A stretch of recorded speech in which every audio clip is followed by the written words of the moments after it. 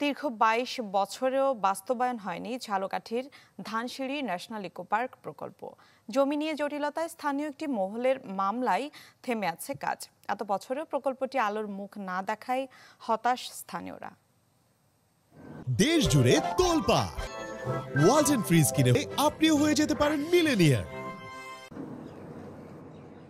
এটি ঝালকাঠির গাবখান, ধানসিঁড়ি, সুগন্ধা ও বিষখালী নদীর ৪ মোহনায় জেগে ওঠা চর। চরের ৫৫ একর খাস জমিতে ২০০২ সালে ইকোপার্ক স্থাপনের প্রস্তাব করা হয়। ইকোপার্কটি বাস্তবায়নের কথা ছিল বন বিভাগের, আর তাই ২০০৭-৮ অর্থ বছরে প্রকল্পের জন্য বরাদ্দ হয়েছিল ৪ কোটি টাকা। এই ব্যয়ে বালু দিয়ে ভরাট করা হয় প্রকল্প এলাকা। অভিযোগ রয়েছে, প্রকল্পভুক্ত ৩৫ একর জমির মালিকানা দাবি করে স্থানীয় একটি প্রভাবশালী চক্র। আদালতে তাদের করা মামলায় আটকে যায় প্রকল্পের কাজ, আর তাই দীর্ঘ ২২ বছরে একটি সাইনবোর্ডও লাগানো সম্ভব হয়নি। এতে ক্ষোভ ও হতাশা প্রকাশ করেন এলাকার বাসিন্দারা।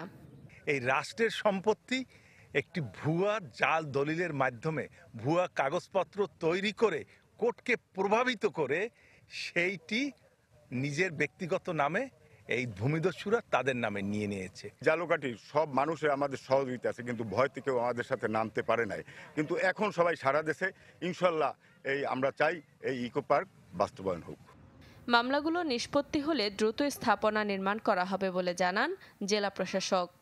মামলার যারা বিবাদী তারা একটা আর্জি খারিজের দরখাস্ত দিয়েছিল, সেই আর্জি খারিজের দরখাস্তটা নামঞ্জুর করেছে বিজ্ঞ প্রথম যুগ্ম জেলা জজ আদালত। মামলাটি নিষ্পত্তি হলে আমরা জেলা প্রশাসন থেকে কয়েকটি ডেভেলপ করার জন্য প্রয়োজনীয় ব্যবস্থা গ্রহণ করতে পারবো, এবং প্রয়োজনীয় ব্যবস্থা গৃহীত হলে এই জেলায় পর্যটকদের আগমন বৃদ্ধি পাবে। ইকোপার্ক প্রকল্পের কাজ বাস্তবায়িত হলে এই এলাকার মানুষের দীর্ঘদিনের লালিত স্বপ্ন পূরণ হবে, পাশাপাশি স্থানীয় অর্থনীতিতে যোগ হবে নতুন মাত্রা। Desk report, channel 24।